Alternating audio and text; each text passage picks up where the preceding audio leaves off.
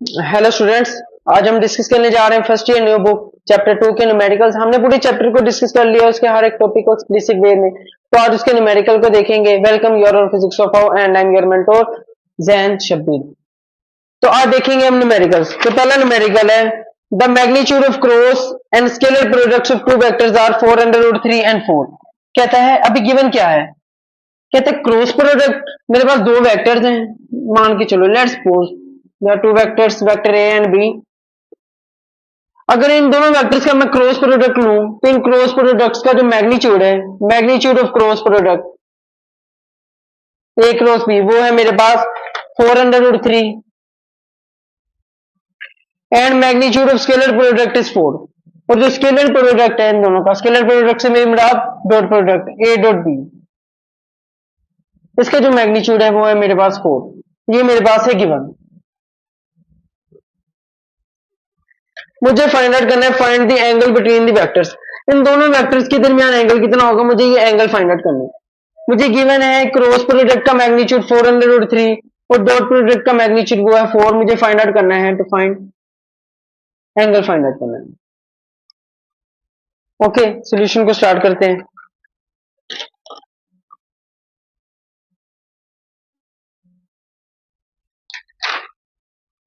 अच्छा देखो, अब मुझे पता है कि जो क्रॉस प्रोडक्ट है वो मेरे पास बराबर होता है, क्रॉस प्रोडक्ट का मैग्नीट्यूड होता है A B sine of theta. Okay, और जो कि ऑब्वियसली मेरे पास बराबर है 4√3 के। ए क्रॉस बी मेरे पास 4√3 के बराबर है। और ए डॉट बी यानी स्केलर प्रोडक्ट का जो मैग्नीट्यूड है वो मेरे पास बराबर होता है A B cos of theta. ये साइन ऑफ थीटा, ये कोज ऑफ थीटा। जो वेक्टर प्रोडक्ट है या क्रॉस प्रोडक्ट वो साइन ऑफ थीटा, और जो डॉट प्रोडक्ट है वो मेरे पास कोज ऑफ थीटा, और इसकी वैल्यू मुझे गिवन है 4। मुझे फाइंड आउट करना है एंगल थीटा। अगर ये इक्वेशन 1 है, इसे मैं इक्वेशन 2 बोलूं और इक्वेशन 1 को 2 पे डिवाइड करवाऊं, सो यहाँ पे मैं लिखता हूं डिवाइडिंग 1/2। इक्वेशन 1 को 2 से करवाओ डिवाइड, तो A B sine of theta, ये इसके नीचे A B cos of theta यहाँ पे आ जाएगा, और यहाँ पे 4√3 4। मतलब ये दोनों एक दूसरे के कोरोस्पोंडिंगली क्या हो जाएंगे, divide. A B cos of theta A B sine of theta से डिवाइड 4 डिवाइड हो जाएगा 4√3 से। अब यहां से ए बी से कैंसिल हो जाएगा, 4 से कैंसिल हो जाएगा, sine theta into cos of theta, ये मेरे पास आएगा √3 के। अब देखो ट्रिग्नोमेट्री में साइन थीटा कोस थीटा की जो रेशियो है मेरे पास बराबर होती है टेंजेंट ऑफ थीटा। तो इसकी जगह मैं सिंपली टेंजेंट ऑफ थीटा लिख लेता हूं। यहाँ पे मैं लिखूंगा टेंजेंट ऑफ थीटा, तो टेंजेंट ऑफ थीटा मेरे पास बराबर होगा √3 के। थीटा मुझे फाइंड आउट करना है, तो यहां से मैं टेंजेंट इनवर्स इस साइड पे ले जाऊंगा, तो थीटा यहीं पे रहेगा, यहाँ पे टेंजेंट इनवर्स हो जाएगा इधर आके √3। तो टेंजेंट इनवर्स √3 में फाइंड आउट करूंगा तो मेरे पास क्या आ जाएगा, एंगल। तो फाइंड आउट करते हैं, टेंजेंट इनवर्स √3, तो ये मेरे पास आंसर आया 60। तो थीटा की वैल्यू मेरे पास क्या है, वो है 60 डिग्री। ये पहला न्यूमेरिकल सोल्व हो गया। अब 2.2 है, न्यूमेरिकल 2 है मेरे पास। A helicopter is ascending vertically at the rate of 19.6 metre पर सेकंड। कि एक हेलीकॉप्टर है वो ग्राउंड से ऊपर की तरफ असेंड कर रहा है, ऊपर की तरफ जा रहा है, किस स्पीड के साथ, 19.6 मीटर पर सेकंड के साथ ये ऊपर की तरफ जा रहा है। Okay, when it is at a height of 156.8 metre, जब वो 156.8 मीटर की हाइट पे होते हैं, लगभग इतनी हाइट पे होते हैं, तो वो क्या करते हैं, above the ground a stone is drop, तो यहां से वो एक पत्थर को ड्रॉप कर देते हैं, फेंकता नहीं है, सिंपली ड्रॉप कर देते हैं। Okay, how long does the stone take to reach the ground, तो कितना टाइम लगेगा स्टोन को नीचे आते आते, कितने टाइम के बाद स्टोन जो है वो ग्राउंड को हिट करेगा, मुझे वो टाइम फाइंड आउट करना है। अच्छा देखो, अब यहां पे देखते हैं, एक तो ये हेलीकॉप्टर, ये इनिशियल वेलोसिटी 19.6 मीटर पर सेकंड के साथ ऊपर की तरफ जा रहा है। ओके, स्टोन भी इनिशियली मतलब इसी स्पीड के साथ, अगर वो हेलीकॉप्टर नहीं है ना स्टोन, तो इसका मतलब है स्टोन भी इनिशियली इसी स्पीड के साथ ऊपर जा रहा था।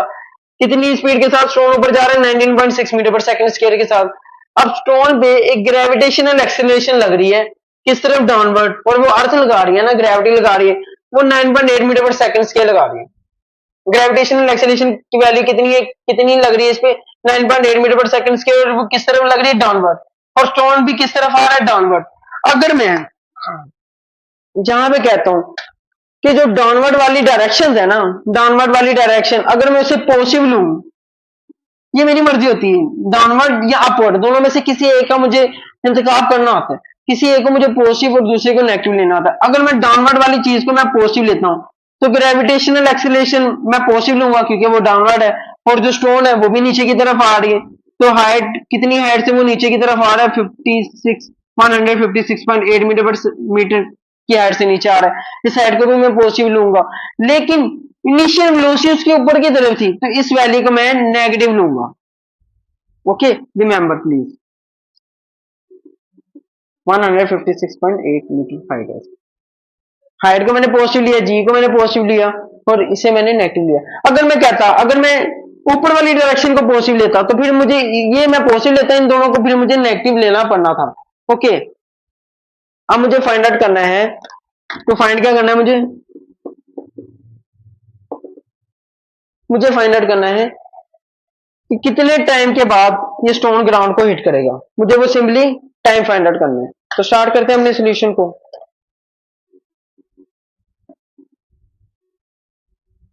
अच्छा देखो, ग्रेविटेशनल एक्सीलरेशन पता है मुझे, टाइम इनफैक्ट मुझे फाइंड आउट करना है, हाइट और इनिशियल वेलोसिटी पता है, तो यहां पे मैं सेकंड इक्वेशन ऑफ मोशन इस्तेमाल करूंगा। सेकंड इक्वेशन ऑफ मोशन के S equals we I T plus half A T square, इसे मैं ट्रांसफॉर्म करूंगा in terms of height and gravitational acceleration, तो ये ट्रांसफॉर्म होकर आ जाएगा एस की जगह H V I T plus half A की जगह जी टी स्केप। ओके, अब सिंपली मुझे टाइम फाइंड आउट करना है, यहाँ पे मैं वैल्यूज पुट करूंगा। हाइट है मेरे पास 156.8 मीटर, यूनिट्स को लास्ट पे कंपनसेट कर लेंगे। इनिशियल वेलोसिटी है मेरे पास -19.6 टाइम मुझे फाइंड आउट करना है, तो ये एज अ वेरिएबल ही यहाँ पे रहेगा, प्लस 1/2 और जी है मेरे पास 9.8, वो मैं वैल्यू यहाँ पे पुट कर लेता हूँ 9.8 और ये टी स्केयर। इससे सबसे पहले मैं सोल्व करता हूँ, 2 को इससे डिवाइड करवाता हूँ, 156.8 माइनस 19.6 टी और 9.8 डिवाइड बाई 2,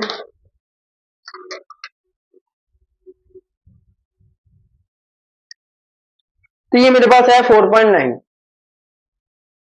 यहाँ पे 4.9 टी स्केयर। मुझे टाइम फाइंड आउट करना है। ओके, सारी इक्वेशन को मैं एक साइड पे लेके आता हूँ। अब ये यहाँ पे इधर आके ये माइनस में हो जाएगा और थोड़ा सा रीअरेंज करता हूँ। चलो, यहाँ ये राइट साइड पे चला गया 0 minus 9.6 T plus 4.9 T square minus 56.8। अब ये मेरे पास इक्वेशन है, इसे मैं थोड़े से एक ऑर्डर के साथ रीअरेंज करता हूँ, ये टी स्केयर पहले फिर टी बाद में और ये लास्ट में लिखता हूँ, रीअरेंज करता हूँ। 4.9 टी स्केयर, फिर ये वाली टर्म मैं लिख रहा हूँ यहाँ पे माइनस 19.6 टी और फिर ये माइनस 56.8 मेरे पास बराबर है किसके, 0 के। अब यहाँ पे सिंपली मैं अगर 4.9 को यहाँ से कॉमन करवाऊं या पूरी इक्वेशन को 4.9 से अगर मैं डिवाइड करवाऊं, मेरे पास डेसिमल में है ना, तो इसे मैं पूरी इक्वेशन को 4.9 से मैं क्या करवा रहा हूँ, डिवाइड करवा रहा हूँ, डिवाइड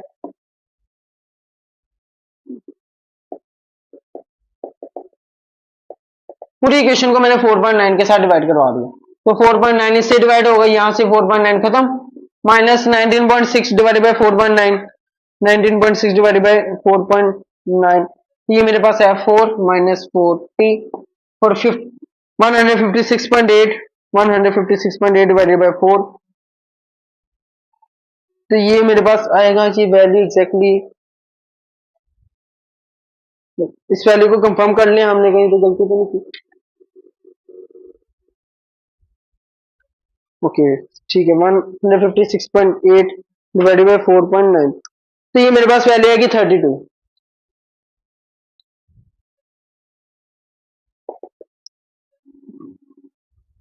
अब ये मेरे पास सेकेंड ऑर्डर इक्वेशन में ये ट्रांसफॉर्म होगी है, कन्वर्ट होगी है, और हाईएस्ट पावर यहाँ पे टी स्केयर है, तो इस इक्वेशन को मैं क्या करवाऊंगा, फैक्टराइज करवाऊंगा, इसकी फैक्टराइजेशन करवाऊंगा। अब यहाँ पे है मेरे पास टी स्केयर माइनस 40 माइनस 32। अब माइनस 40 को मुझे इस तरीके से सेपरेट करना है कि इन इन दो हिस्सों में स्प्लिट करूंगा कि जब उन दोनों को मैं एक दूसरे के साथ मल्टीप्लाई करवाऊं तो मेरे पास टी स्केयर या -32 t² है। फॉर एग्जाम्पल ये टी स्केयर है, इसे मैं स्प्लिट करवाता हूँ -8t + 4t -30 -80 + 40 करूंगा, -80 में से 40 माइनस करूंगा तो -40 आएगा, मतलब ये वापस यही बन रहा है, तो इससे फर्क नहीं पड़ता इसे स्प्लिट करने से। लेकिन अगर मैं इसे वर्चुअली 8t को 40 के साथ -80 को -80 को +40 के साथ मल्टीप्लाई करवाऊं तो मेरे पास आंसर आएगा -32t², जो कि एग्जैक्टली इन दोनों को मल्टीप्लाई करवाने से आ रहा है। -32 को t² के साथ मल्टीप्लाई कराओ तो -32t² है, और जब इन दोनों को आपस में प्लस माइनस करवाओ -80 को +40 तो -40 आएगा, मतलब हमारी फैक्टराइजेशन बिल्कुल ठीक है। ओके, यहां से कॉमन निकालते हैं, इस सेक्शन से कॉमन और इस सेक्शन से। यहां से t को मैं कॉमन निकालूंगा, तो ये t -8 यहां से t निकला है, यहां से मैं 4t माइनस और 4 को कॉमन निकाल लिया तो यहां से भी 8। फैक्टराइजेशन, आपकी फैक्टराइजेशन ठीक है या गलत है वो ये भी बता देती है कि जो ब्रैकेट के अंदर वैल्यूज है वो सेम आनी चाहिए। ओके, अब यहां से अगेन कॉमन निकालो तो t -8 इंटू t + 4, ये मेरे पास हो गया फैक्टराइजेशन। अब इनको अलग अलग करके लिखते हैं।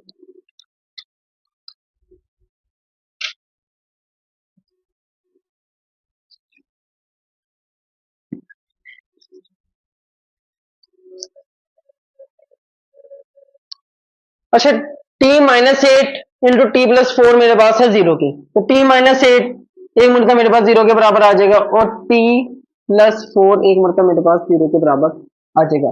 यहां से t मेरे पास बराबर होगा 8 के और t मेरे पास बराबर होगा -4 के सेकंड्स। अच्छा, अब देखो टाइम नेगेटिव में नहीं हो सकता, since time can not be negative, तो इसे मैं कर दूंगा निग्लेक्ट। रीजन क्या है? Since time can not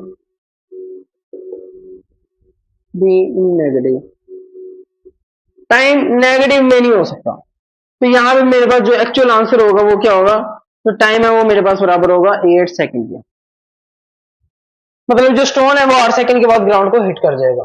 okay, ये 2.2 न्यूमेरिकल था, और 2.3 न्यूमेरिकल की तरफ चलते हैं। 2.3 है, if a plus B, vector a plus B का मैग्नीट्यूड वो मेरे पास वेक्टर a माइनस बी के मैग्नीट्यूड के बराबर है, तो मुझे प्रूफ करना है a and b are perpendicular to each other. इसे मैं रेस कर रहा हूं।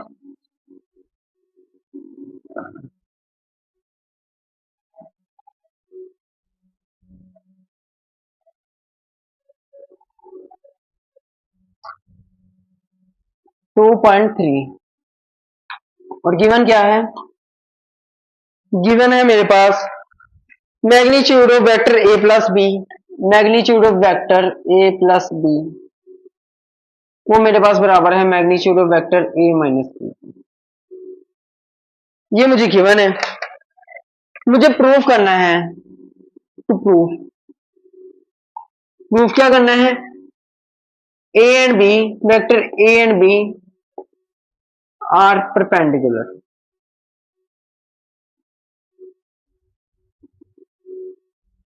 मुझे ये चीज प्रूव करनी है कि a और b वेक्टर मेरे पास एक दूसरे के साथ परपेंडिकुलर। देखो कैसे प्रूव करूंगा कि a और b मेरे पास परपेंडिकुलर है? मुझे एग्जैक्टली फाइंड आउट क्या करना है, मुझे सबसे पहले वो पता होना चाहिए। अच्छा देखो, हमने दो टाइप्स के प्रोडक्ट देखे, एक स्केलर प्रोडक्ट और एक वेक्टर प्रोडक्ट।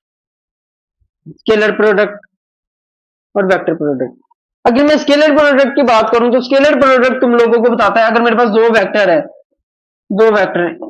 अगर मैं इन दोनों का स्केलर प्रोडक्ट लूं तो ये मुझे क्या बताएगा? ये मुझे बताएगा parallelism of two vector, of two vector. ये मुझे बताता है कि दो वेक्टर एक दूसरे के साथ कितने पैरेलल हैं।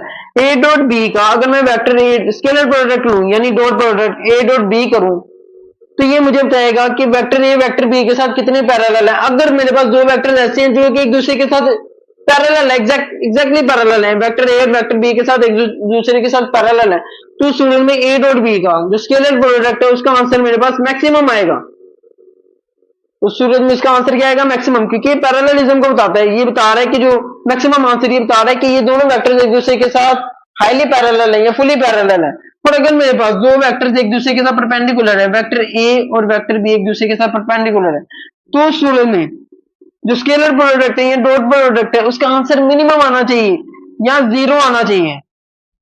जीरो आंसर ये बता रहा है कि ये दोनों वेक्टर्स मिनिमम नहीं है, इनफैक्ट जीरो है। जीरो ये बता रहा है कि ये दोनों वेक्टर्स एक दूसरे के साथ पैरेलल बिल्कुल भी नहीं है, ये परपेंडिकुलर है। परपेंडिकुलर का मतलब है ऑपोजिट है, मतलब पैरेलल है नहीं। तो इसका मतलब है अगर ए डॉट बी का आंसर मेरे पास जीरो है तो उस सूरत में scalar product of two vectors अगर मेरे पास जीरो है तो इसका मतलब है वो दोनों वेक्टर्स एक दूसरे के साथ क्या है, परपेंडिकुलर है, क्योंकि वो पैरेलल है नहीं। जीरो ये बता रहा है कि बिल्कुल भी पैरेलल नहीं है, ये फुल्ली परपेंडिकुलर। तो इसका मतलब अगर तुम लोगों को प्रूव करना हो कि दो वेक्टर्स एक दूसरे के साथ परपेंडिकुलर है कि नहीं, तुम लोगों ने सिंपली करना है कि डॉट प्रोडक्ट ले लेना या स्केलर प्रोडक्ट। स्केलर प्रोडक्ट अगर आंसर जीरो आएगा तो ये बता देगा परपेंडिकुलर है, अगर नहीं आएगा तो मतलब वो परपेंडिकुलर एटलीस्ट नहीं है। ओके, तो फाइंड आउट क्या करना है, मुझे प्रूफ क्या करना है। इनफैक्ट यहाँ पे अगर मेरे पास दो वेक्टर्स हैं और मुझे प्रूव करना है A and B are perpendicular, तो इनफैक्ट मुझे प्रूव करना है कि ए डॉट बी जो मेरे पास है उसका आंसर जीरो आएगा। मुझे इनफैक्ट ये प्रूव करना है। तो सोल्यूशन की तरफ चलते हैं अपने सोल्यूशन की तरफ।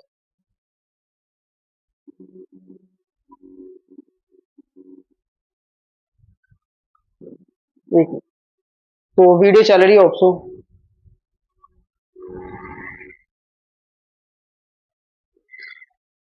चलो ठीक है, सोल्यूशन की बात करते हैं। सोल्यूशन देखो गिवन क्या है मुझे, मैग्नीट्यूड ऑफ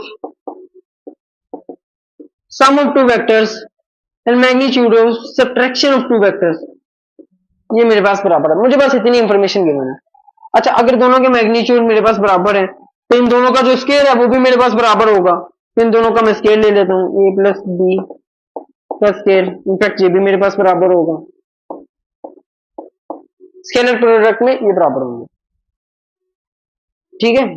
मैग्नीट्यूड बराबर थे तो इन दोनों के फिर स्केयर भी, इनफैक्ट दोनों साइड पे मैंने स्केयर कर लिया तो ये मेरे पास ये बराबर होगा। अब यहाँ पे मैं स्केयर को कर रहा हूँ ओपन, स्केयर को ओपन करूंगा, ये ए प्लस बी है तो यहाँ पे ए प्लस बी वाला फॉर्मूला लगेगा, वेक्टर ए का स्केयर प्लस वेक्टर बी का square, okay, plus two vector A dot B, और यहाँ पे ए का स्केयर वेक्टर ए का स्केयर प्लस वेक्टर बी का square minus two A dot B.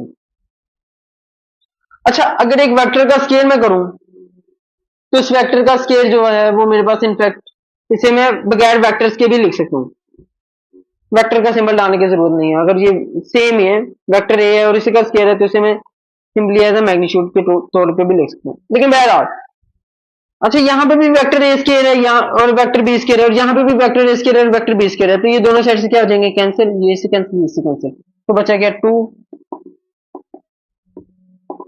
Minus two. इस माइनस टू ए into B vector को मैं इस साइड पे लेके आऊंगा तो यहाँ पे ये प्लस हो जाएगा, प्लस होकर इसके साथ एड अप हो जाएगा, two plus two four, four A dot B मेरे पास बराबर होगा, यहाँ पे बचेगा जीरो, ये इधर आके प्लस हो गया, plus two A B, two A dot B हो गया, और ये भी टू ए डॉट बी है तो ये दोनों एड अप हो जाएंगे, four A dot B, four नीचे जाके डिवाइड, तो यहाँ पे मेरे पास A dot B, vector A dot B किसके बराबर आया, जीरो पे। तो यहाँ पे लिख दूंगा हेंस प्रूव्ड, यहाँ पे मैं लिख देता हूँ set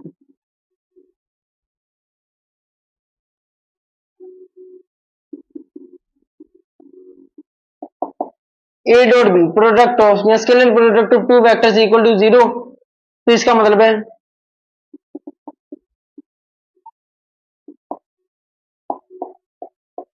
vector A and B are perpendicular. तो इसका मतलब है वेक्टर ए और बी एक दूसरे के साथ परपेंडिकुलर है। ओके, अब 2.4 है, 2.4 है मेरे पास। अब body of mass M at rest, एक बॉडी है मेरे पास, रिप्रेजेंट कर देता हूँ, लेट्स सी मेरे पास है एक बॉडी, ये इंपॉर्टेंट भी है न्यूमेरिकल।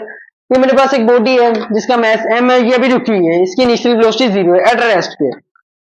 फिर क्या होता है, ये बॉडी एक्सप्लोड करती है, फटती है इनटू 3 पीसेस, 3 हिस्सों में ये स्प्लिट हो जाती है, एक्सप्लोड कर जाती है। Two of which of mass m/4, जिसमें से 3 हिस्सों में स्प्लिट होती है, 2 हिस्सों का मास m/4 होता है। Okay, each are thrown on perpendicular directions with velocities 3 metre पर सेकंड एंड 4 मीटर पर सेकंड रिस्पेक्टिवली। ये मेरे पास एक मैस है m, ये क्या होता है, यहाँ पे पड़ा हुआ है, इनिशियल वेलोसिटी 0 है, ये एक्सप्लोर करता है, फटता है इस तरीके से कि ये 3 हिस्सों में स्प्लिट हो जाता है। जो 2 हिस्से हैं वो एक दूसरे के परपेंडिकुलर मूव करते हैं, अगर एक हिस्सा इस तरफ गया है तो दूसरा हिस्सा इस तरफ गया है, और ये दोनों हिस्से की जो मैसेज है वो m/4 है, m/4 है। और ये अगर और ये दोनों जो से 3 मीटर पर सेकंड और 4 मीटर पर सेकंड की स्पीड के साथ मूव किए, मतलब ये इसे मैं कह देता हूँ लेट्स सपोज ये 3 मीटर पर सेकंड की स्पीड के साथ इस तरह मूव किए, और ये 4 मीटर पर सेकंड की स्पीड के साथ ऊपर की तरफ मूव किए। ओके, तो मुझे फाइंड आउट करना है, find the velocity of third piece. तो जो तीसरा पीस है, मतलब ये तो 3 हिस्सों में स्प्लिट हुआ, एक हिस्सा इधर चला गया, एक इधर चला गया, तीसरा हिस्सा किधर गया होगा, मुझे इसकी डायरेक्शन फाइंड आउट करनी है और इसकी वेलोसिटी फाइंड आउट करनी है। तो अभी अगर ये इधर गया है, ये इधर गया है, तो इन दोनों को बैलेंस करने के लिए मुझे लगता है कि जो तीसरा हिस्सा है वो इस तरफ मूव किया होगा। बहरहाल ये डायरेक्शन हमें पता लग जाएगी जब हम इसे सोल्व करेंगे। तो मुझे ये जो तीसरा हिस्सा है, तीसरा पीस है, इसकी वेलोसिटी फाइंड आउट करनी है, v3 फाइंड आउट करनी है। ये पहले हिस्से की वेलोसिटी है 3 मीटर पर सेकंड, दूसरे हिस्से की है 4 मीटर पर सेकंड। एक तो मुझे मास फाइंड आउट करना है और फिर वेलोसिटी भी फाइंड आउट करनी है। गिवन क्या है मेरे पास, इनिशियल मास कितना है या टोटल मास कितना है, टोटल मास है m, 3 हिस्सों में स्प्लिट हुआ, एक हिस्से का पहले वाले हिस्से का मास है m/4 और पहले वाले की वेलोसिटी है 3 मीटर पर सेकंड, दूसरे वाले का मास है m/4 और दूसरे वाले की वेलोसिटी है 4 मीटर पर सेकंड। मुझे फाइंड आउट करना है, टू फाइंड, इससे मैं रेड से लिख देता हूं। तो फाइंड क्या करना है मुझे फाइंड आउट करना है तीसरे वाले मैच की, जो तीसरा पोर्शन होगा उसकी वेलोसिटी फाइंड आउट करनी है v3। और वेलोसिटी वेक्टर है, तो वेक्टर में दो चीजें, मैग्नीट्यूड और डायरेक्शन, दोनों चीजें। सोल्यूशन की तरफ आते हैं। देखो पहले तो तीसरे वाले का मैच फाइंड आउट कर लेते हैं। ये m1 मुझे पता है m/4 है, m2 भी मुझे पता है वो भी m/4 है। जो तीसरे वाला पार्ट है उसका मैच फाइंड आउट कर लेते हैं। टोटल मैच है मेरे पास m, और ये 3 हिस्सों में स्प्लिट हुआ, m1 plus m2 plus m3, ये इसके बराबर होगा। तो और m1 मेरे पास बराबर है m/4 के, m2 भी मेरे पास बराबर है m/4 के, m3 इनफैक्ट मुझे फाइंड आउट करना है। m/4 सेम है, तो ये दोनों ऐड अप होंगे, एक जमा एक दो होता है, तो ये भी 2m/4, 2 1 2 2, तो यहां से m मेरे पास, m3 मेरे पास क्या आएगा। नेक्स्ट बोर्ड पे चलते हैं उसके लिए।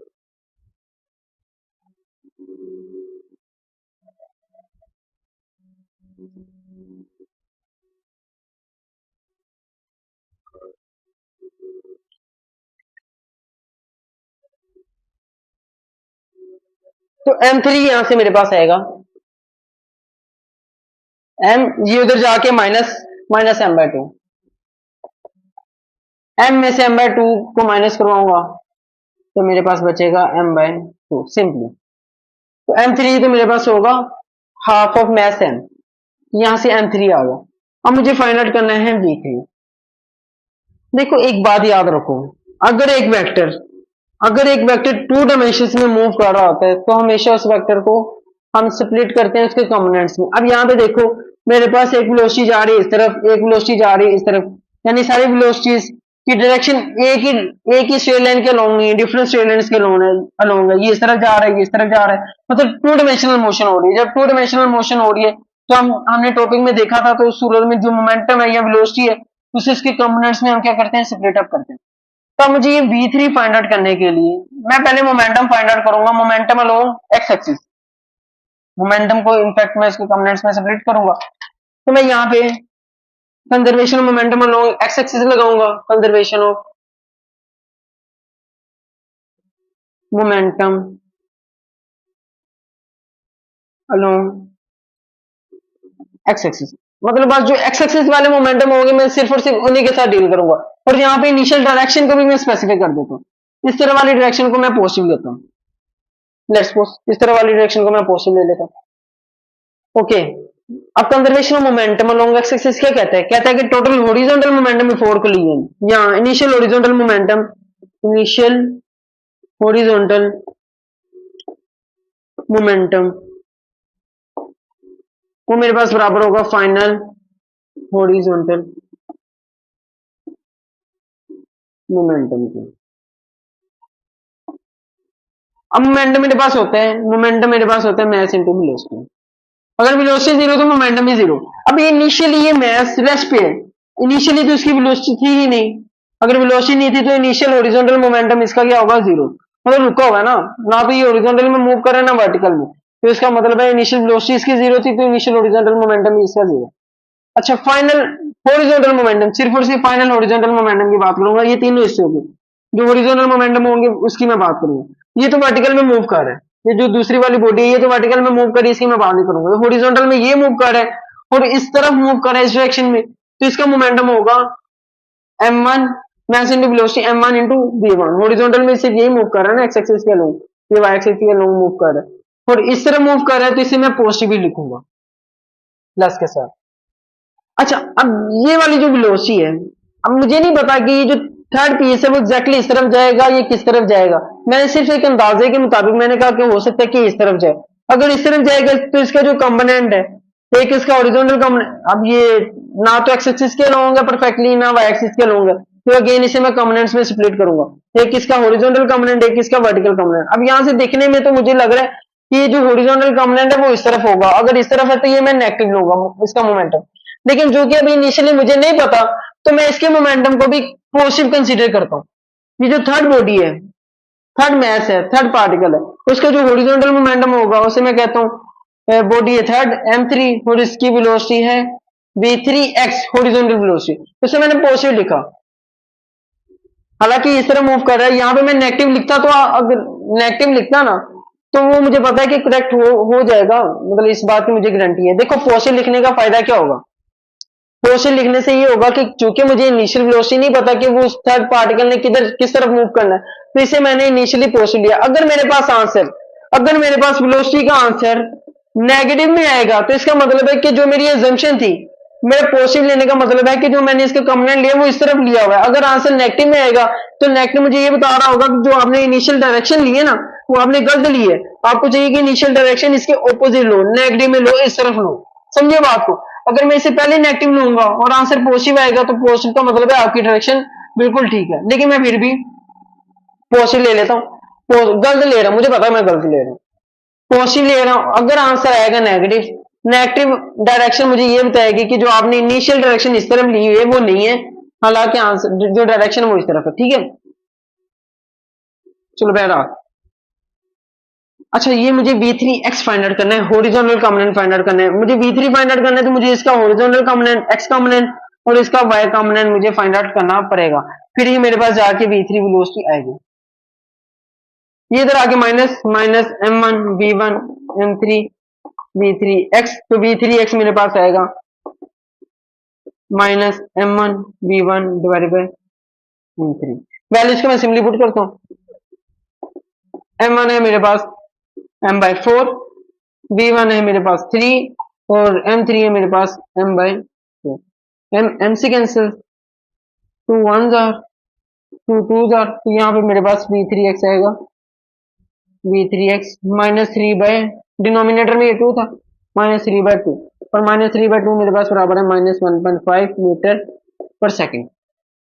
तो हॉरिजॉन्टल कंपोनेंट आ गया, मुझे वर्टिकल कंपोनेंट, वर्टिकल कंपोनेंट के लिए मैं conservation momentum along Y axis find out करूंगा। तो फाइंड आउट करेंगे conservation of momentum along Y axis, वो देखते हैं। Conservation of momentum along Y axis, Y axis के अलोंग में मोमेंटम फाइंड आउट करने जा रहा हूं। अच्छा देखो, यहाँ पे मैं इनिशियली ऊपर की तरफ जो डायरेक्शन है, मोमेंटम में वेक्टर क्वांटिटी है तो इनिशियल डायरेक्शन को मुझे स्पेसिफाई करना जरूरी है। वाई एक्सिस की बात कर रहा हूँ तो जो ऊपर की तरफ जो डायरेक्शन है उसे मैंने पॉजिटिव कंसीडर किया हुआ है। जनरली ऊपर की तरफ कोई पॉजिटिव कंसीडर किया जाता है, ना भी लिखो तब भी यही जो से वो माना जाता है कि ऊपर की तरफ वाली डायरेक्शन को तुम लोगों ने पॉजिटिव कंसीडर किया हुआ है। तो conservation momentum along Y axis क्या कहते हैं? इनिशियल वर्टिकल मोमेंटम मेरे पास फाइनल वर्टिकल मोमेंटम के बराबर होगा। इनिशियल वर्टिकल मोमेंटम मेरे पास बराबर होगा फाइनल वर्टिकल मोमेंटम के। अब बॉडी का इनिशियली वर्टिकल मोमेंटम क्या? बॉडी इनिशियली रेस्ट पर है, बॉडी इनिशियली मूव ही नहीं कर रही और मोमेंटम होता है मास इनटू वेलोसिटी। अगर ये बॉडी रेस्ट पर है और इसकी वेलोसिटी इनिशियली नहीं है तो इसका इनिशियल मोमेंटम ही नहीं होगा, तो इनिशियल वर्टिकल मोमेंटम होगा 0। फाइनल वर्टिकल मोमेंटम, अब ये बॉडी 3 हिस्सों में स्प्लिट होगी, एक ही बिल्कुल हॉरिजॉन्टल मूव कर रहा है, एक बिल्कुल वर्टिकल मूव कर रहा है और एक 2 डायमेंशन में मूव कर रहा है, एक्स वाई प्लेन में मूव कर रहा है। अब पहली वाली बॉडी ये तो हॉरिजॉन्टल में मूव कर रही है, इसका तो वर्टिकल मोमेंटम है नहीं, ये चूंकि हॉरिजॉन्टल मूव कर रही है इसका वर्टिकल मोमेंटम है नहीं, बल्कि इनफैक्ट इसे हमने पहले अलोंग एक्स एक्सिस में डील कर लिया। दूसरी बॉडी वो वाई एक्सिस में मूव कर रही है, वर्टिकली मूव कर रही है, तो इसका वर्टिकल मोमेंटम है और वो कितना है? मास इनटू वेलोसिटी, m2 मास है, वेलोसिटी कितनी v2। अब ये तीसरी वाली बॉडी ना एग्जैक्टली हॉरिजॉन्टल है ना वर्टिकल है, बल्कि एक्स वाई प्लेन में मूव कर रही है, तो हमने इसे स्प्लिट किया था हॉरिजॉन्टल वर्टिकल वेलोसिटीज में, y3x y3y इनिशियली। उसके जो वर्टिकल मोमेंटम है, वर्टिकल मोमेंटम वर्टिकल वो होगा मास, और वो वाली वेलोसिटी जो कि वर्टिकल एक्सिस के लोंगे, वर्टिकल एक्सिस के लोंगे y3y। तो यहाँ पे चूंकि अभी से ये सिर्फ और सिर्फ मैंने यहाँ पे ड्रा किया है, अभी सिर्फ और सिर्फ मेरी अजम्पशन है कि मुझे लग रहा है कि ये नीचे की तरफ है, लेकिन चूंकि अजम्पशन है यहाँ पे मैं कैलकुलेशन में अगेन इसे भी मैं पॉजिटिव कंसीडर करूंगा। पॉजिटिव कंसीडर करने का अच्छा वेलोसिटी वो लूंगा 3y mass into velocity, velocity वो वाली जो कि वर्टिकल एक्सिस के लोंगे। अब मैंने वहां पे पॉजिटिव लिखा है।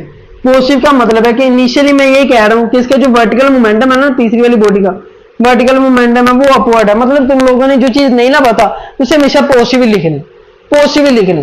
तो जो पॉजिटिव का मतलब है कि जो तुम लोगों ने इनिशियल डायरेक्शन स्पेसिफाई की है ये उसी के लोग है, तो अभी मैंने इसे पॉजिटिव लिखा। पॉजिटिव का मतलब है कि मैंने ये ज्यूम किया हुआ कि ये जो मेरे वर्टिकल वेलोसिटी या वर्टिकल मोमेंटम है वो ऊपर की तरफ है, ऊपर की तरफ पॉजिटिव कंसीडर किया हुआ ना। लेकिन अगर आंसर आएगा वेलोसिटी, यहां से मैं फाइंड आउट कर रहा हूं, अगर वेलोसिटी का आंसर आएगा मेरे पास नेगेटिव, तो नेगेटिव आंसर ये बताएगा कि तुम लोगों ने जो इनिशियली ऊपर की तरफ डायरेक्शन को स्पेसिफाई किया हुआ है ना वो गलत किया हुआ। एग्जैक्ट जो डायरेक्शन है, जो वर्टिकल मोमेंटम की डायरेक्शन है वो नीचे की तरफ है, तो नेगेटिव जो आंसर है वो ये बताएगा कि डायरेक्शन ऑपोजिट है। और अगर पॉजिटिव ही आएगा आंसर तो इसका मतलब है कि ये मेरी डायरेक्शन बिल्कुल ठीक है। तो देखते हैं आंसर क्या आएगा। इस केस में तो आंसर नेगेटिव आया था। नेगेटिव आंसर ने ये बताया था कि जो इनिशियली मैंने इस तरफ डायरेक्शन को पॉजिटिव दिया हुआ ना, y3x की जो डायरेक्शन है वो इस तरफ है, नेगेटिव ये बता रहा।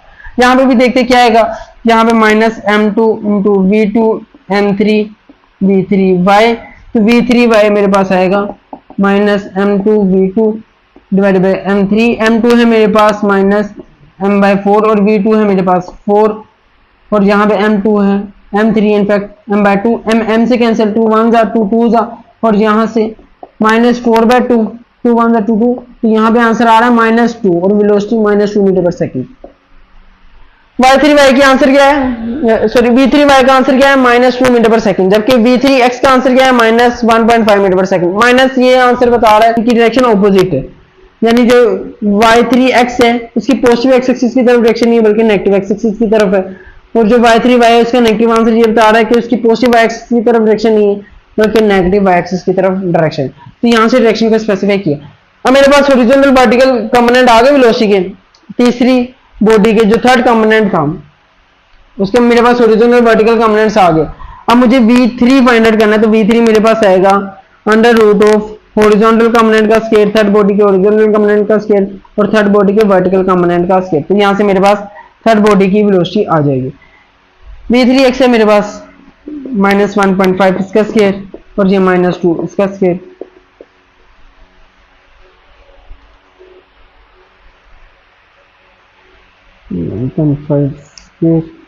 ये मेरे पास आएगा 2.25 और ये मेरे पास 4 फिर प्लस 4, तो ये मेरे पास 6.25, इसका अंडर रूट लूंगा 2.5 मीटर पर सेकेंड। तो जो मेरे पास थर्ड पीस है उसकी वेलोसिटी क्या आएगी 2.5 मीटर पर सेकेंड, और इसकी डायरेक्शन, तो डायरेक्शन मैंने यहाँ पे लिखा हुआ है, इसकी जो डायरेक्शन है वो opposite to resultant velocity vectors of two pieces. ये PS1 है, इसकी वेलोसिटी की डायरेक्शन है इस तरफ, ये PS2 है, इसकी वेलोसिटी की डायरेक्शन है इस तरफ। अगर मैं इन दोनों का रिजल्टेंट फाइंड आउट करूं कैसे, पहले वेलोसिटी की वेक्टर की हेड पे, पहले वेक्टर की हेड पे दूसरे वेक्टर की टेल को प्लेस करूंगी। इसे मैं पकड़ के यहाँ पे पुट करता हूँ, पहले वेक्टर की हेड पे दूसरे वेक्टर की टेल को मैंने प्लेस कर दिया। और इनका रिजल्टेंट कैसे फाइंड आउट होगा, पहले वेक्टर की टेल से एक वेक्टर बनाना स्टार्ट करना है जो कि आखिरी वेक्टर की हेड तक जाएगा।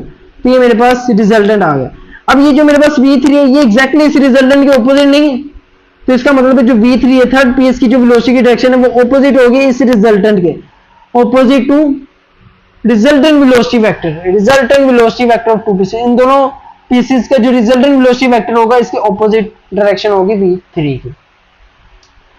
तो ये हमारे पास न्यूमेरिकल जो भी हो गया सोल्व। अब नेक्स्ट न्यूमेरिकल की तरफ आते हैं।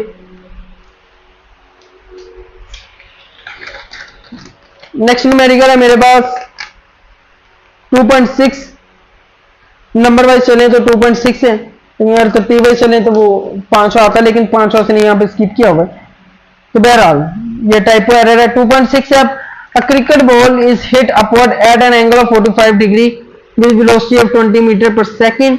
Find its time of flight, maximum height, how far away it hits the ground. तो इसे सोल्व करते हैं, इसके लिए मुझे ये रेस करना पड़ेगा। तो मुझे सोल्व करना है 2.6 न्यूमेरिकल। गिवन क्या है, कहता है cricket ball is hit upward at an angle of 45 degree. एक क्रिकेट बॉल को मैं 45 डिग्री पे हिट करता हूँ, 45 डिग्री पे। ये एक क्रिकेट बॉल को मैंने यहां से किया हिट 45 डिग्री पे, और उसकी वजह से वो कुछ इस टाइप की प्रोजेक्टाइल मोशन को फॉलो करेगा। वो बॉल इस तरीके से जाके ग्राउंड को हिट करेगी। ओके, किस वेलोसिटी के साथ, 20 मीटर पर सेकंड के साथ मैं उस बॉल को हिट करता हूँ। तो इनिशियल वेलोसिटी है 20 मीटर पर सेकंड। गिवन क्या है, बॉडी की इनिशियल वेलोसिटी है या बॉल की इनिशियल वेलोसिटी है 20 मीटर पर सेकंड, और कितने एंगल में उसे हिट किया, 45 डिग्री पे हिट किया।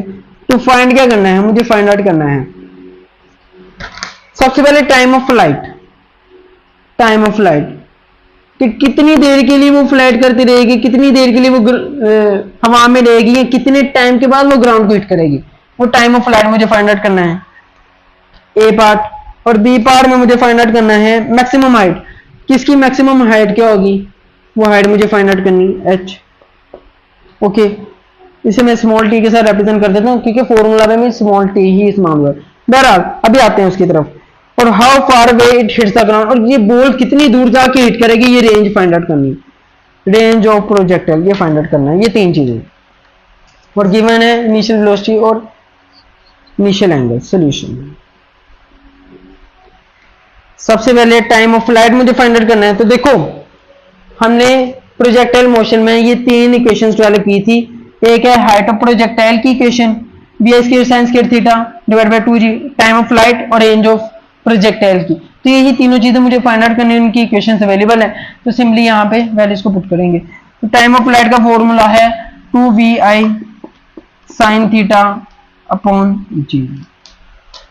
यहाँ पे ग्रेविटेशनल एक्सेलरेशन है 9.8 मीटर पर सेकंड स्क्वायर। अच्छा देखो, अब यहाँ पे हमें g की वैल्यू को नेगेटिव कंसीडर करने की जरूरत नहीं है। देखो बॉल वैसे इनिशियली ऊपर की तरफ जा रही है ना, ऊपर की तरफ जा रही है, तो ऊपर की तरफ जा रही हो तो g की वैल्यू हम नेगेटिव लेते हैं -9.8 मीटर पर सेकंड। लेकिन यहाँ पे नहीं लेंगे। यहाँ पे क्यों नहीं लेंगे, क्योंकि हमने ये नेगेटिव जब डेरिवेशन कर रहे थे तो वहीं पे इस नेगेटिव को कंपनसेट कर लिया था, तो यहाँ पे दोबारा लेने की जरूरत नहीं है। तो इनिशियली बॉडी अभी ऊपर की तरफ जा रही है, तो हम फिर भी पॉजिटिव वैल्यू कंसिडर करेंगे।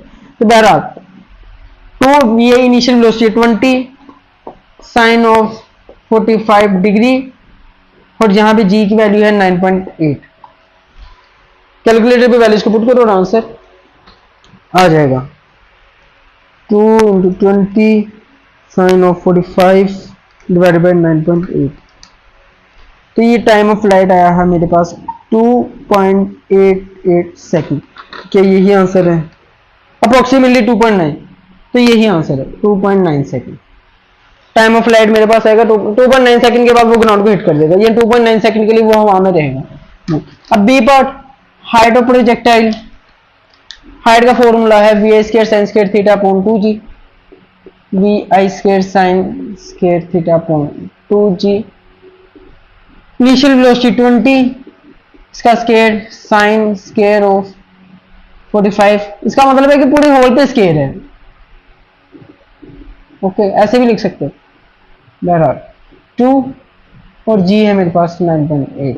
सिंपली कैलकुलेटर पे वैल्यूज, डायरेक्ट वैल्यूज पुट करो और आंसर आ जाएगा। 20 square sine of 45 square 2 into 9.8, तो आंसर आया है मेरे पास 10.2। तो यहाँ पे देखते हैं 10.2 ही है हाइट ऑफ प्रोजेक्टाइल। ओके, अच्छा उसने थोड़ा सा आगे पीछे किया हुआ है, तो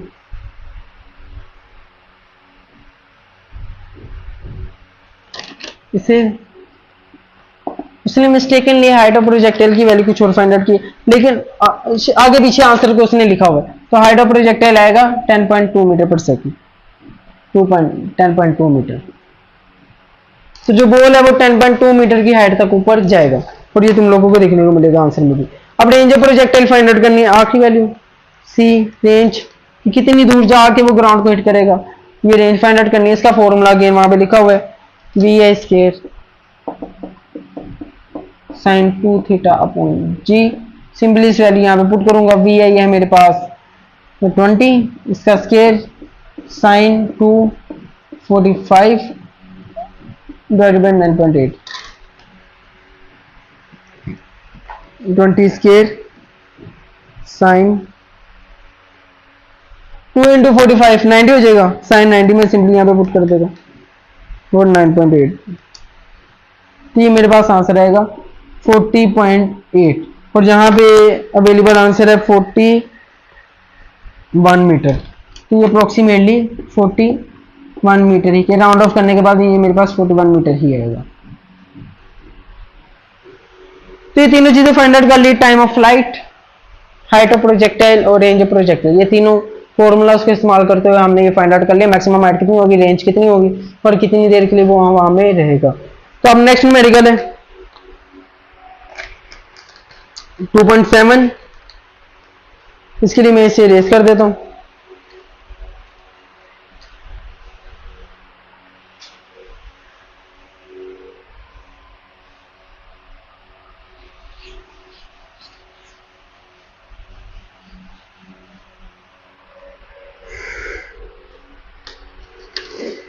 अब 2.7 है, a 20 gram ball hits the wall of a squash court with a constant force of 50 Newton. At the time of impact of force is 0.50 second. Find the impulse. कहता है एक बॉल है, वो एक दीवार को हिट करता है, एक बॉल दीवार को आती है हिट करती है, कितनी फोर्स के साथ, वो फोर्स उसने बताई है 50 न्यूटन। 50 न्यूटन की फोर्स के साथ वो दीवार को हिट करती है और ऑब्वियसली फिर बाउंस बैक करेगी। अच्छा, कितने टाइम के लिए ये दीवार पे हिट करती है, कितने टाइम के लिए ये बॉल के साथ कांटेक्ट में रहती है, वो टाइम इसने बता दी 0.50 सेकंड। 1 सेकंड का भी आधे हिस्से में, 1 सेकंड के आधे हिस्से तक ये दीवार के साथ कांटेक्ट में रहती है और फोर्स लगाती है इस पर। तो तुम लोगों ने बताना इंपल्स कितना होगा, कितना इंपल्स लगाएगी ये बॉल।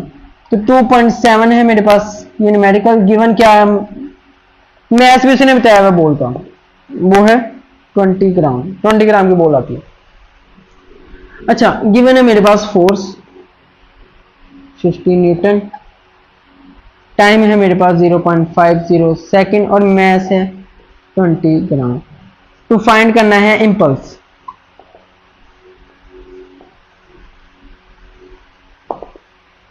सॉल्यूशन। अब इंपल्स का फॉर्मूला क्या होता है, इंपल्स होता है चेंज इन मोमेंटम और इसका फॉर्मूला होता है F इंटू टी। ये हमने टॉपिक में डिस्कस किया हुआ है, फोर्स इंटू टाइम। फोर्स है मेरे पास 50, टाइम है मेरे पास 0.50, 50 इंटू 0.50 ये मेरे पास आएगा 25, और इंपल्स चूंकि चेंज इन मोमेंटम होता है ना, तो इसका यूनिट होगा न्यूटन सेकंड। तो बस ये छोटा सा न्यूमेरिकल था, इसमें मैथ्स इस्तेमाल ही नहीं हुआ, मैथ्स की इस्तेमाल करने की नौबत ही नहीं आई। तो इंपल्स यहाँ से फाइंड आउट हो गया 25 न्यूटन सेकंड। यूनिट को रिमेंबर रखना, इंपल्स बेसिकली मोमेंटम ही होता है, बल्कि चेंज इन मोमेंटम होता है। 2.8 है, a ball is kicked by a footballer, okay, the average force on the ball is 240 newton and the impact lasts for a time interval of 0.25 second, okay। तो यहां पे देखते हैं क्या कहता है वो, न्यूमेरिकल है मेरे पास 2.8। गिवन क्या है वो देख लेते हैं। एक फुटबॉलर फुटबॉल को किक करता है कितनी फोर्स के साथ किक करता है? वो फोर्स बताता है 240 न्यूटन, 240 न्यूटन की फोर्स के साथ किक करता है। और कितने टाइम के लिए उसका जो पांव है वो फुटबॉल के साथ कांटेक्ट में रहता है, वो टाइम भी बताता है कि इतने टाइम तक ये जो फुटबॉल और उसका जो पांव है वो कांटेक्ट में रहता है। ओके, टाइम कितना? 0.25 सेकेंड्स। तुम लोगों ने बस ये डाटा गिवन है, ये तुम लोगों ने फाइंड आउट करना है चेंज इन मोमेंटम। अभी मैंने कहा चेंज इन मोमेंटम तो इंपल्स होता है, तो यहां से सिंपली क्या भी सकते हैं, इंपल्स फाइंड आउट करना है। लेकिन बहरहाल be direction of change in momentum. Again momentum में वेक्टर क्वांटिटी है तो वेक्टर में मैग्नीट्यूड और डायरेक्शन दोनों चीज होती है, तो डायरेक्शन भी फाइंड आउट करेंगे। सॉल्यूशन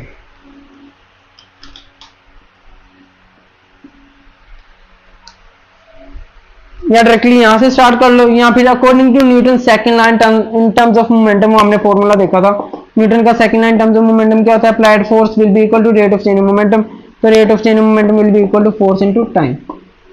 अब फोर्स कितनी है? 240 इंटू 0.25, 240 इंटू 0.25 लगभग 60 आएगा आंसर। लेट्स सी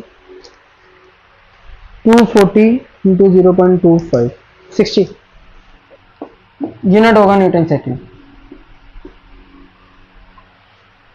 अब डायरेक्शन किस तरफ होगी?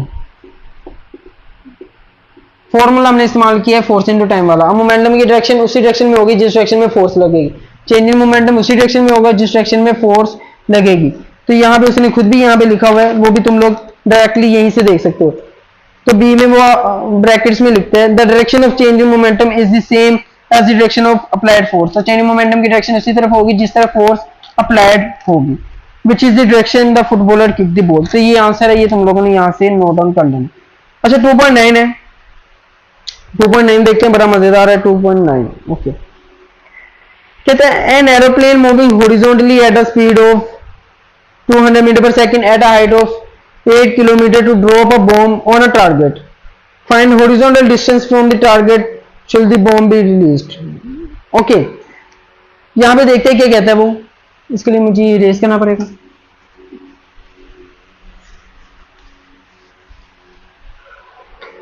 टू 2.9 सारी चीजें देखिए। एक एरोप्लेन आता है, एक एरोप्लेन है, ऑब्वियसली फाइटर जेट होगा। उसने एक बॉम्ब को अपने टारगेट पॉइंट पे एक बॉम्ब को करना है ड्रॉप, लेकिन चूंकि ये एरोप्लेन ये मूव कर रहा है कितनी वेलोसिटी के साथ? 200 मीटर पर सेकंड की स्पीड के साथ ये मूव कर रहा है। तो अगर ये बिल्कुल इसके ऊपर आके बॉम्ब को ड्रॉप करेगा तो बॉम्ब भी इनिशियली 200 मीटर पर सेकंड की स्पीड के साथ मूव कर रहा है, तो जो बॉम्ब है वो आगे जाके गिर जाएगा। इस तरीके से प्रोजेक्टाइल की मोशन को फॉलो करते हुए आगे जाके टारगेट को हिट नहीं करेगा। इसका मतलब है उसे इसे अपने टारगेट पॉइंट से कुछ ना कुछ पहले ही रिलीज करना होगा। अब वो कह रहे हैं वो डिस्टेंस फाइंड आउट करो, कितनी डिस्टेंस पहले इसे बॉम्ब को रिलीज करना पड़ेगा। बताता है कि इनिशियल वेलोसिटी से पता है, और कितनी ऊंचाई पे एरोप्लेन वो मुझे पता है, कितनी ऊंचाई पे 8 किलोमीटर। मुझे ये डिस्टेंस फाइंड आउट करना है कि कितनी, अगर मैं इस पॉइंट पे छोड़ूं तो इस पॉइंट को हिट करने के लिए कितनी देर पहले मुझे ये बॉम्ब को ड्रॉप करना होगा। ठीक है, ये एक्स मुझे फाइंड आउट करना है। तो प्रोजेक्टाइल मोशंस में अगेन हमने ये कुछ फॉर्मूलाज देखे थे हॉरिजॉन्टल डिस्टेंस का। अगर इस तरीके की प्रोजेक्टाइल मोशन हो तो हॉरिजॉन्टल डिस्टेंस का formula simply v i into t होता है, और वर्टिकल डिस्टेंस का 1/2 जी टी स्क्वायर। ओके, अब देखो जरा यहाँ पे मुझे फाइंड आउट करना है horizontal distance x find out करना है, और मुझे गिवन क्या है? इनिशियल वेलोसिटी पता है बॉडी की, इनिशियल वेलोसिटी है 200 मीटर पर सेकंड, और उसकी हाइट पता है। इनफैक्ट मुझे वाई पता है कि जो एरोप्लेन है ग्राउंड से उसकी हाइट कितनी है, या बॉम्ब को किस साइड से मैंने ड्रॉप करना है वो मुझे पता है, वो कितना है 8 किलोमीटर। मुझे फाइंड आउट करना है एक्स डिस्टेंस, ये मेरे पास है y, x distance find out करना है। उसका फॉर्मूला है x equals we i into t. इसका मतलब है फिर मुझे टाइम चाहिए। अगर मुझे एक्स फाइंड आउट करना है तो टाइम मैं कैसे फाइंड आउट करूंगा, वो मैं यहाँ से फाइंड आउट कर लूंगा। वाई मेरे पास है 1/2 जी टी स्केयर, तो यहाँ से टी स्केयर मेरे पास क्या आएगा, 2 इधर जाकर मल्टीप्लाई 2y और जी नीचे आकर डिवाइड, तो ये आएगा टी स्केयर। तो T will be 2y/g। Next continue करते हैं। तो यहां से सिंपली मेरे पास क्या आ जाएगा, टाइम आ जाएगा कि कितने टाइम के बाद वो ग्राउंड को हिट करेगा। सिंपली मुझे टाइम फाइंड आउट करना था हॉरिजॉन्टल डिस्टेंस के लिए, तो टाइम मेरे पास यहां से आ जाएगा। वाई मुझे गिवन है, जी की वैल्यू 9.8 मीटर पर सेकंड के लिए, ये मुझे ऑलरेडी पता है, तो टाइम आ जाएगा मेरे पास। देखते हैं,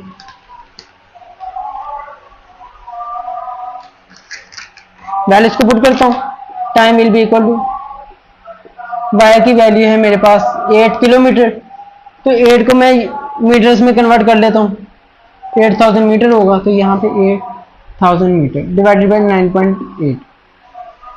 सोल्व करता हूँ कैलकुलेटर पे। √2 इंटू 8000 डिवाइडेड बाई 9.8, तो ये आंसर है 40.4 सेकेंड्स। टाइम कितना लगेगा, 40.4 सेकेंड टाइम लगेगा। तो मुझे हॉरिजॉन्टल डिस्टेंस फाइंड आउट करना है, तो वो मेरे पास यहाँ से आ जाएगा। Now x will be vi into T. Initial velocity है मेरे पास 200, टाइम है मेरे पास 40.4 सेकेंड्स। यूनिट को लास्ट पे लिख लेंगे, तो 200 इंटू 14.4,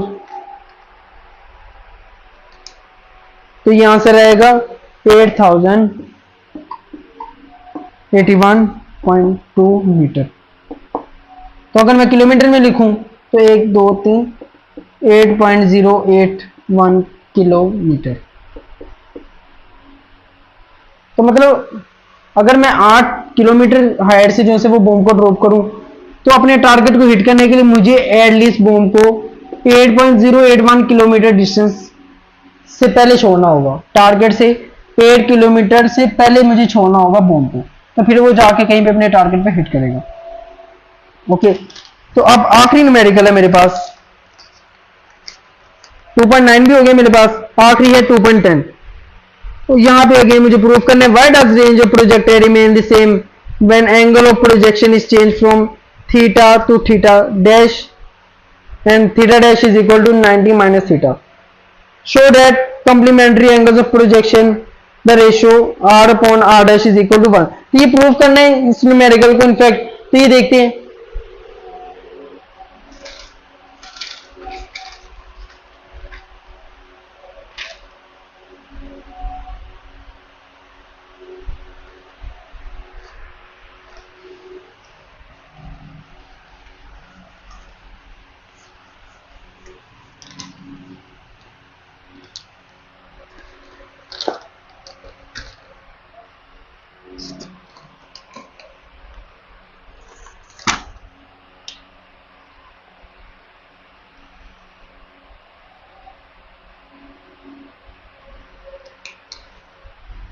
देखो मुझे प्रूव ये करना है, कहते हैं ऐसा क्यों है कि जो कॉम्प्लीमेंट्री एंगल्स वाले प्रोजेक्टाइल होते हैं, कॉम्प्लीमेंट्री एंगल्स मतलब ऐसे एंगल जिन दोनों का सम 90 डिग्री हो। फॉर एग्जांपल 60 + 30 का आंसर क्या आएगा 90, तो ये दोनों एंगल्स क्या होंगे, कॉम्प्लीमेंट्री एंगल। कहता है अगर मैं बॉडीज को, रेंज क्या होती है vi, वहां पे फॉर्मूला लिखा vi² sin 2θ/g। कहता है अगर इनिशियल वेलोसिटी g को मैं सेम रखूं लेकिन बस एंगल को चेंज करूं तो रेंज चेंज होगी। लेकिन अगर मैं एक बॉडी को 30 डिग्री पे ड्रॉप करता हूं और एक बॉडी को 60 डिग्री पे ड्रॉप करता हूं, the same velocities in gravitational acceleration, तो इन दोनों की रेंज सेम होती है और इन दोनों का सम करो तो 90 डिग्री। अच्छा ये 30 60 था, मैंने 40 50 रखा, 40 + 50 अगेन ये भी 90 होता है, तो यहाँ पे मैंने 40 डिग्री पे थ्रो करवाया और 50 डिग्री पे थ्रो करवाया, तो अगेन दोनों की रेंज क्या है, सेम है। मतलब कॉम्प्लीमेंट्री एंगल्स पे जो रेंज है वो सेम होगी। तो मुझे ये प्रूव करना है। मेरे पास एक गिवन है, अच्छा अगर मान के चलो इस एंगल को मैं थीटा कहता हूं, इसे मैं थीटा डैश कह देता हूं, तो थीटा + थीटा डैश मेरे पास 90 के बराबर होगा, तो theta dash will be equal to 90 minus theta. मुझे बस ये इनिशियली ये गिवन है कि जो थीटा डैश है वो मेरे पास है 90 माइनस थीटा के। ओके, गिवन क्या है, थीटा डैश है 90 माइनस थीटा। और मुझे प्रूफ क्या करना है, to proof same range of projectile for complementary angles. Complementary angles के लिए सेम रेंज ऑफ प्रोजेक्टाइल कैसे होती है, तो इसे मुझे प्रूव करना है। तो देखते हैं, स्टार्ट करते हैं। और साथ ही साथ मुझे एक और चीज प्रूव करनी है आल्सो, एक चीज और मुझे प्रूव करनी है, आर अपॉन आर डैश मुझे प्रूव करना है कि ये 1 के बराबर है। ये आर अपॉन आर डैश के, ये देखते हैं न्यूमेरिकल में आगे प्रोसीड करेंगे तो ये हमें पता लग जाएगा। सोल्यूशन की तरफ आते हैं, सोल्यूशन की तरफ आते हैं। देखो मेरे पास है ना 2 एंगल्स हैं। मुझे सबसे पहले एक मेरे पास है एंगल थीटा, इस एंगल थीटा पे मैं रेंज फाइंड आउट करता हूं।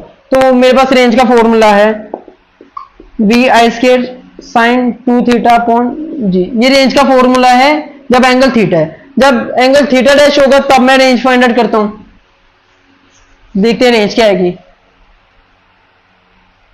4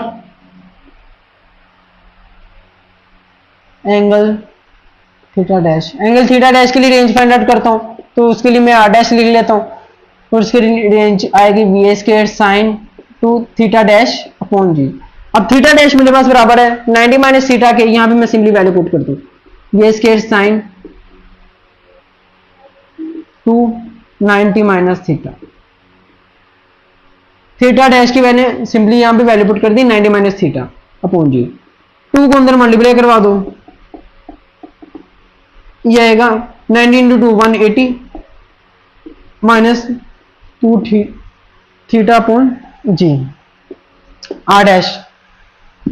अच्छा देखो, अब ट्रिग्नोमेट्री में एक फॉर्मूला होता है साइन। अगर मेरे पास इस तरीके का हो साइन, एक मेरे पास फंक्शन और उसमें उसके इनसाइड ब्रैकेट में एंगल इस तरीके से लिखे हो अल्फा माइनस बीटा, तो साइन अल्फा माइनस बीटा मेरे पास बराबर होता है sine alpha into cos beta के। ये ट्रिग्नोमेट्री में ये तुम लोग फॉर्मूला देखोगे, माइनस फिर होता है cos alpha into sine of beta. ये मेरे पास ट्रिग्नोमेट्री में एक फॉर्मूला होता है।